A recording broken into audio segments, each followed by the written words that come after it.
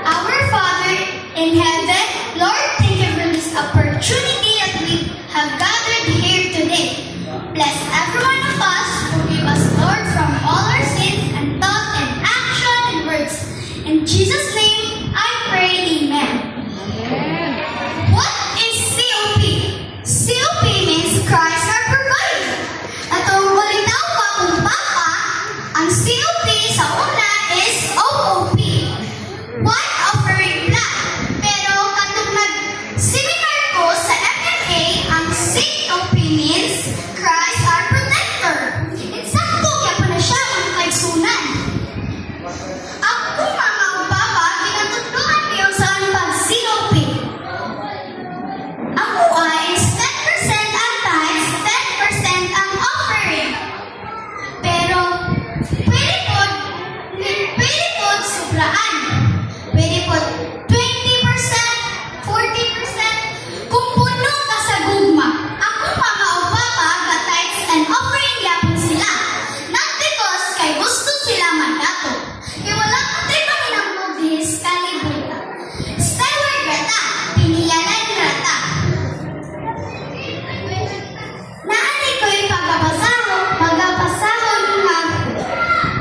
nga verse. Makita kini sa Deuteronomy 14 verse 22. Be sure to set aside all tithes that your fields produce each year.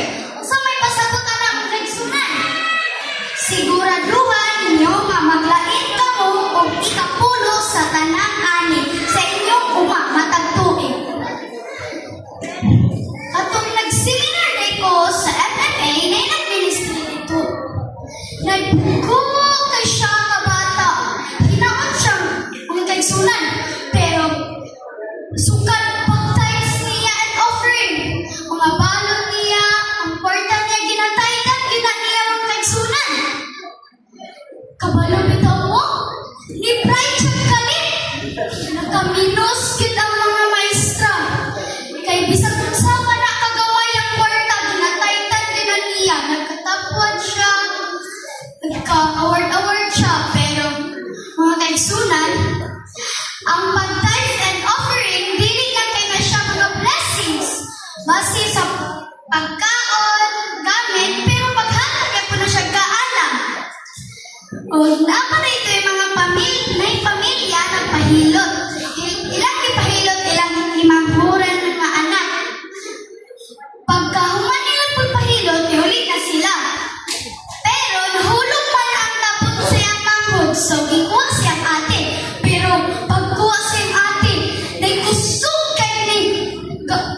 kusog kay dagan ang sakyanan. Pero tingala na gud yung mga magpapa nga. Abi nilang patay na ilang anak. Pero murag nadunggan na nila nga naglagong po mga kaigsunan. Kusog kayo. Pero kabalo mo mga kaigsunan, kato sila nga pamilya. Tithes and offering yapon to sila. Ilang mga balon, mga kwarta, ginataydan lima nila. Pusa, mag-tithes and offering kita. Amen? Amen. Natito'y akong narinig ng na batang kami sa akong makrod. Akong makrod nagsakit. Ako, gipabilin na ko sa akong auntie nga si Auntie Pamila. Akong makrod kay nagsakit ng mga kaigsunan. O kailangan ni gatas. Akong papa sa una, trabaho niya mag-duty sa punta, sa gabi, mag-habal-habal. Pero kung kaigsunan, nag-ulan man. So wala'y nabuhat akong papa. Dili siya makahabal-habal. So, ang gilain ng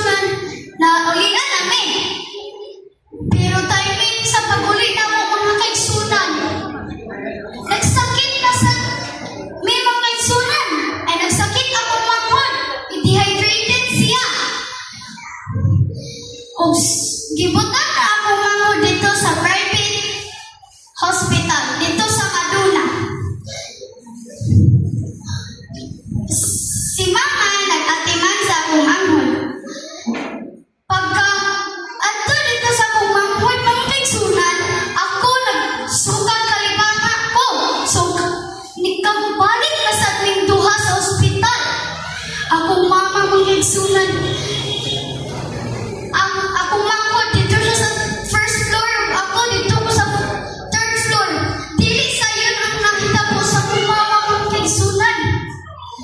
Grabe kay siya pag-ating mang sabua kay siya naman ako kailangan.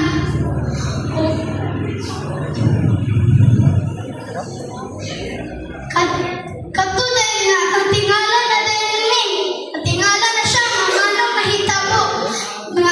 Wala na sila kabalong sa buhaton. Si mama nakahuna-huna na lang dyan nga mangita o nga taas kay nga building. Muambang na lang din siya mga isunan, pero nainiingon na inihumong siya nga ayaw. Napay mo anak. Gagmay pa. May patuo. Mga kaigsunan, kabalo mo. Nag-confess din si Papa nga ang sayang gibuhat. Kay nanghulang man din siya sa textbook ang 500 mga kaigsunan kay ikapilang dipilo. Dako kay damage mga kaigsunan. Grabe, kay naghinulsol silang mama. Nangayo silang pasaylo. Kaluyan sa Ginoo, gipasaylo sila. Ang kaigsunan, napalit ko na kwanaan. Nakoy pagbabasahan na verse sa Malakay chapter 3 verse 8 to 9. Will a man rob God? And he have robbed him. Wherein have we robbed thee? In tithes and offering. Ye are cursed with a curse, that ye have robbed me. Even this whole nation. Naalit na hitag sa kong kaigsunan. Na ay ginatudlot kay kung sa kumama nga mag-apin ako nga akong i-tithes, bahinan, lainan og tithes and offering kay ako arang balon nga ginahatagan ni mama. Nagkakwarta man ko ato ng kaigsunan kaning ginasubong man ko ni nanay. And wala ko kabalungan, apin lainan ko dayto.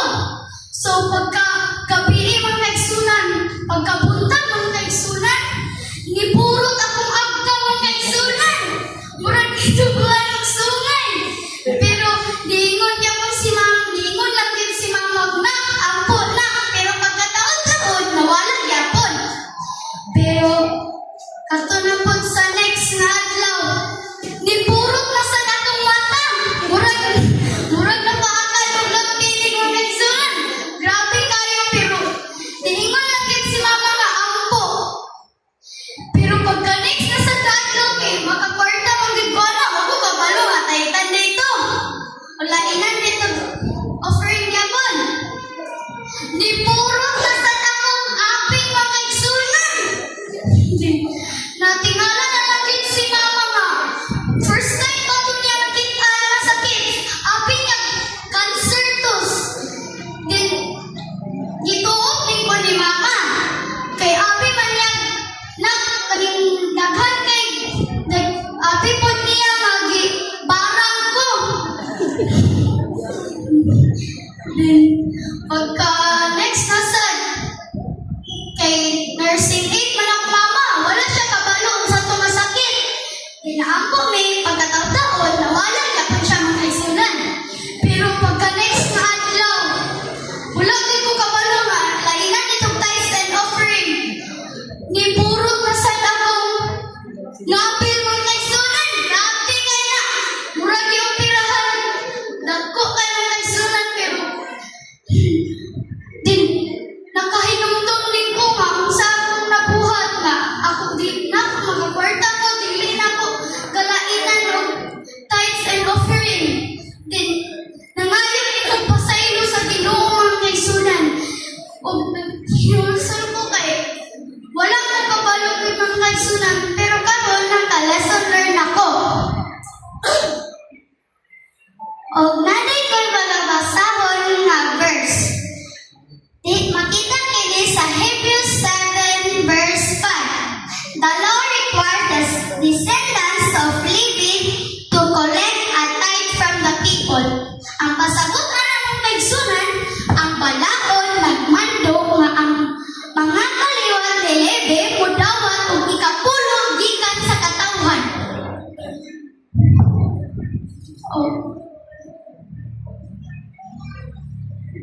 of